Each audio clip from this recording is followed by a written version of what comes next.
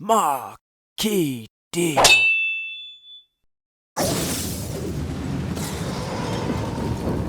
What's up guys, my name is Marquee Danger. This channel is dedicated to weekly videos about TNA wrestling. This video will be 10 failed TNA wrestlers. If you feel that I've missed anyone out in this video, please let me know down below. And if you have any suggestions for my next video, holler at me as well. Don't forget to big boot that subscribe button, it really helps me out guys. And without further ado, let us commence. Number 10, MAHABALI SHERA. Brought into TNA to try and capture the Indian market, he wrestled in a TNA branch-off show called Ring Ka King in 2011. SHERA was a complete failure, despite receiving countless hours of TV time between 2014 and 17. I can't even believe he stuck around for so long. Wow, he lasted ages. Starting with his ring name, I can barely spell it, let alone say it. Is it really necessary to have such a hard to pronounce first name for a wrestler on an American TV show? He was eventually renamed Koya. That didn't last long either, as he went back to being called MAHABALI SHERA.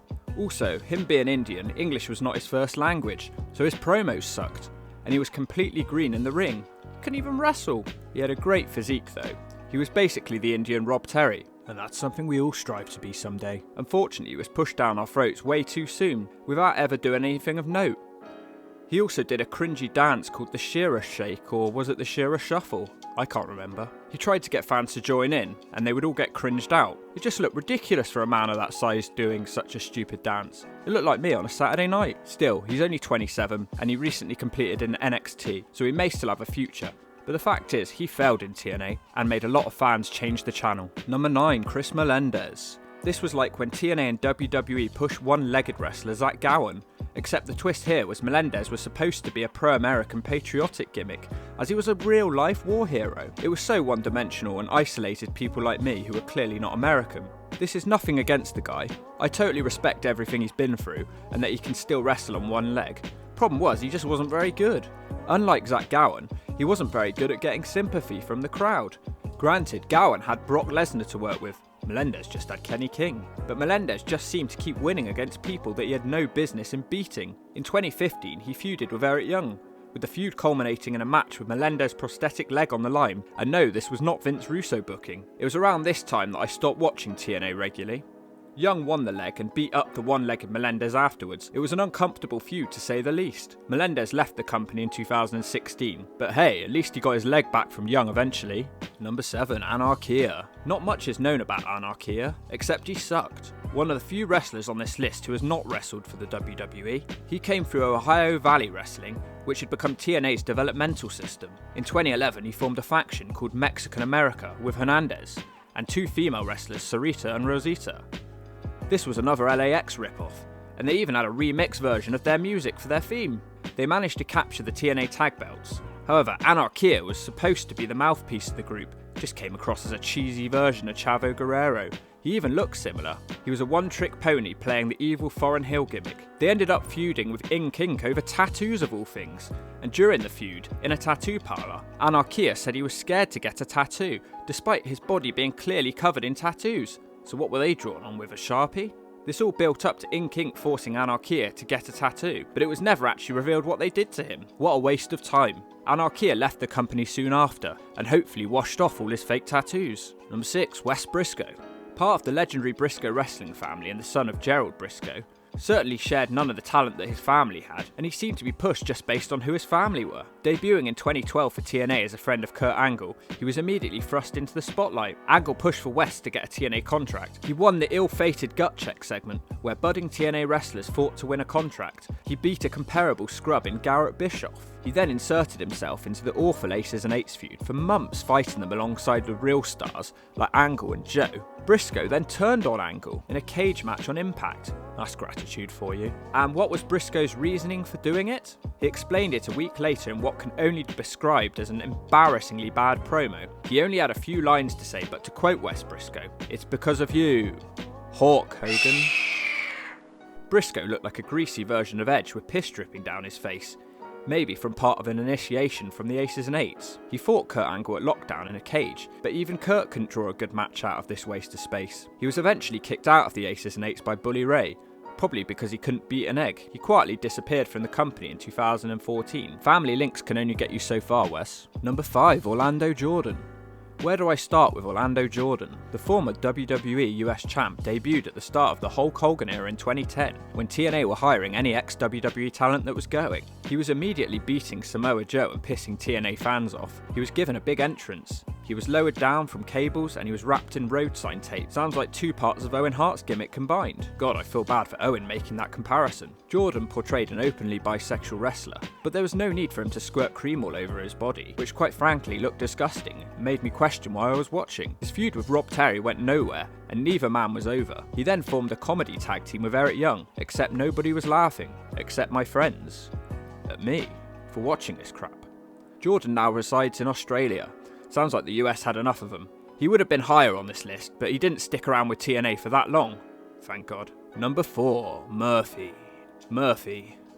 Where do I start with Murphy? What kind of a name is Murphy? That's not intimidating or impressive. You know you're never going to be a star with that name, unless your first name is Eddie. Murphy started as a TNA security guard, alongside partner Gunner. They started off as hired guns protecting Matt Morgan, and then Jeff Jarrett, and then joining the massive collection of bodies in the Immortal faction. What chance did a man called Murphy have of getting over when there are 10 other people in the group? 10 people with more sensible names. His name wasn't his only problem, he was just completely forgettable. Have a look on the Wikipedia page for Immortal.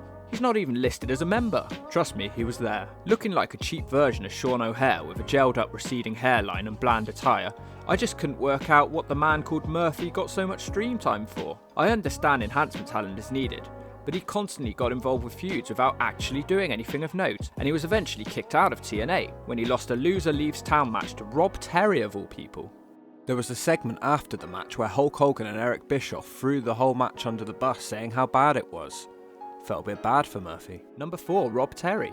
The Welsh strongman was the definition of bland. He managed to bore us to death for 6 long years between 2009 and 2015, never getting over and never having a good match. Terry could have been great if he spent half as much time training as he did injecting steroids in his ass. He was too big and bulky to be a wrestler, but TNA would just not quit on him. He had a horrible feud with Orlando Jordan that made fans change the channel. He spent time playing the straight man in a comedy act with Robbie E. This went on for quite a while. Terry rarely got mic time, probably a good thing because Americans wouldn't be able to understand him. For a short while, Terry would dance after his matches, and it was a stupid, but it was probably the most interesting thing he ever did. He then had a failed run as a silent, pointless strongman in the Menagerie, before leaving TNA in 2015. Rob, you're an excellent bodybuilder, but please stay away from wrestling. Number 3, Tyrus. The Funkasaurus rolled into TNA in 2014 and ate up so much screen time over the next 4 years, it was like it was a KFC half-price sale. I'm not sure what he was doing all this time, but I think it's fair to say that wrestling isn't his passion and he would much rather work in different areas of television. He became a lackey for EC3, then he was a lackey for Matt Hardy, and then he started a fixer gimmick where he was meant to be a lackey for anybody that would have him. Problem was, nobody would. Vignettes aired for weeks about the fixer, but it went nowhere. He had awesome theme music though. Look it up because I can't doubt any of you would have heard it on Impact. His whole run was a complete waste of money, as he did literally nothing except wallow in obscurity, and spent more time in catering than in the ring. He returned briefly in 2018 after he left in 2017, but then was gone again in the blink of an eye. He can also be seen on Glow on Netflix alongside Carlito, teaching the girls how to wrestle. And I think this is probably where his passion truly lies. Number 2, Chavo Guerrero Jr. Don't get me wrong, Chavo is a great wrestler, but his TNA run was dogshite. He came in proclaiming he was going to be the TNA World Champ. Luckily, we never had to endure that. His promos grated on my ears and made me feel physically sick, as Chavo received something comparable to X-Pac heat. Chavo just had to bring up his Uncle Eddie in every single promo to try and get the fans to cheer him. Yeah, we get it, Chavo, Eddie was great, but that doesn't mean you are. Chavo formed a knockoff LAX tag team with Hernandez, and they held the belts twice. They had the worst theme music you could ever hear. It sounded like a fat person falling over. But yeah, second mention for LAX and Hernandez on this top 10. You're probably thinking, why isn't Hernandez listed in this top 10? I think he had his place in the TNA history books. I thought he was alright, a little bit dangerous in the ring, but he definitely earned his spot. Chavo constantly defeated the much more talented Bad Influence, Chris Daniels and Frankie Kazarian, as Chavo was shoved down our throats, even though nobody actually wanted to see him. As time went on, Chavo was often left out of promo time, which I was most grateful for. I guess TNA realised their mistake, and Chavo departed TNA after just 2 years. Because Chavo was so one-dimensional and stale in his TNA run, it looked like he was here just for a payday. Someone of his experience should have done much better. He has since been doing TV work and has been coordinating the fights in Netflix Glow series, working with TYRUS. Thankfully, he doesn't seem to be scripting the show. Number 1, Garrett Bischoff. For 5 years we had to endure the human talent vacuum that is Garrett Bischoff. He was only in the sport because of nepotism, as TNA repeated the same mistakes of WCW years earlier. The son of Eazy-E, Eric Bischoff, certainly didn't have the mic skills that his dad possesses. Garrett performed as referee Jackson James from late 2010, eventually being revealed as Eric's son. In 2012, during a UK Impact, Hogan revealed that he'd been training Garrett, asking us all to endorse him. Nice try, Hulk. We all booed him. Hogan wasn't tricking us. His wrestling attires was some dirty looking trackies from TK Maxx. He had cheesy looking sideburns and he was sporting his own surname tattooed on his chest just so he didn't forget it. Garrett ended up feuding with his dad, eventually winning the feud by shutting Eazy-E into a porta potty and knocking it over. He covered him in feces. Eric might have been covered in feces, but Garrett was the one stinking up the place. He then feuded with Aces and Eights before revealing himself to actually have been a member the whole time. As time went on, he ended up getting pile driven by Anderson and disappeared for a year before being released from TNA, probably because of TNA's backstage issues with his dad.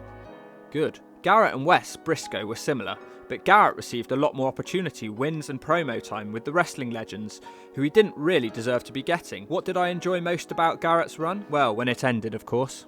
So that's my 10 failed TNA wrestlers. Let me know down below if you agree or disagree with my picks. It seemed like before Hulk came in, a lot of the TNA talents were established. They focused on a core group of talents, and then when Hogan came in, he brought in loads of people, hiring lots of ex-WWE people. So I think some of these people just weren't up to the grade. So let me know what you think below, and don't forget to smash big boot, drop kick that subscribe button. I really do appreciate all the help.